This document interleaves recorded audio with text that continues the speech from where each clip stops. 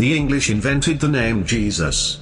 There was no letter J before the 16th century. Jesus was changed from Latin Jesus. Jesus is from the Greek word Jesus, translated in Hebrew meaning Hail Zeus or Greetings Zeus. Sincere believers in the Jewish Messiah are very uncomfortable with the Greek word Jesus, even they see in it a very clear correlation to the Greek sun god Zeus.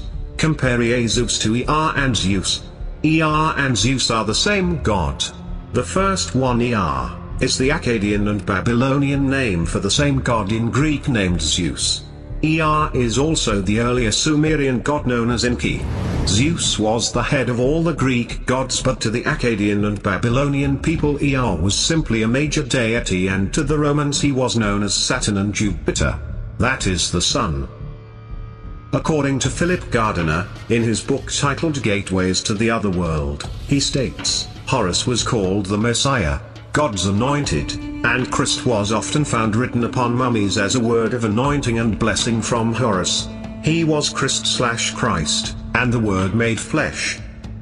The Egyptian term for crocodile is Messes, which is the root for the Hebrew term Messiah. Messa derives from the Hebrew stem MSSH.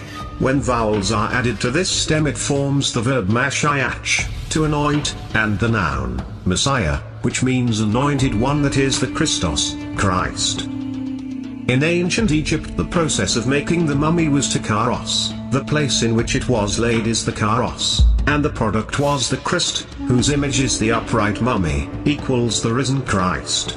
Hence the name Christ, Christos in Greek, Christus in Latin, for the anointed, was derived from the Egyptian word Christ. Gerald Massey connects Christ with the Greek word Christos, Messiah, and Christ. He says, say what you will or believe what you may, there is no other origin for Christ the anointed than Horus the Karost or anointed Son of God the Father.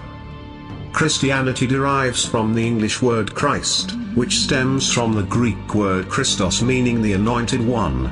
The Hebrew word Messiah evolves from the ancient Egyptian word Messa or Messias, and refers to the crocodile Sebek, and crocodile fat. When the Egyptian pharaoh was crowned king he was anointed with the oil containing crocodile fat, which was poured over his head during the coronation process. The Hebrew term Messiah in Greek is Christos. Coincidentally, the appellation of Christos can be seen in our modern word Crisco, as in Crisco cooking oil. Anointing people with oil is a common occurrence in both Old and New Testaments. So, why a crocodile and crocodile fat? The crocodile, Sebek, represented and symbolized royal power.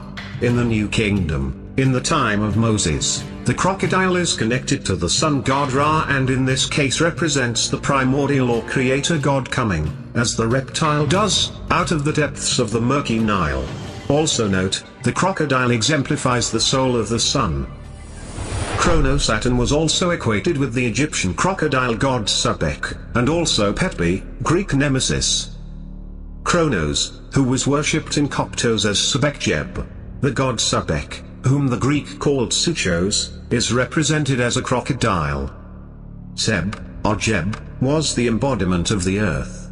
He is called the Prince of the Gods, as going before all the later gods. He thus is analogous to Saturn.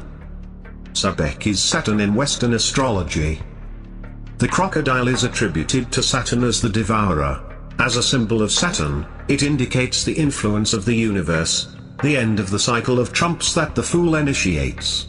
The crocodile is also Sebek, the Egyptian god who represents the destructive power of the sun. Saturn, ornamented with the head of a crocodile, the emblem of Saturn. His name Sebek is the crocodile, originally pronounced Spek. This great fish is the crocodile, which was applied to Horus as a figure of force in his capacity of solar god, the crocodile in Egypt being a prototype of the mythical dragon, not the evil dragon but the solar dragon, which was known in relation to Sebek and to Saturn as the dragon of life. Saturn the dragon was a form of Sebek, the crocodile-headed Horus, the prototype of the good dragon.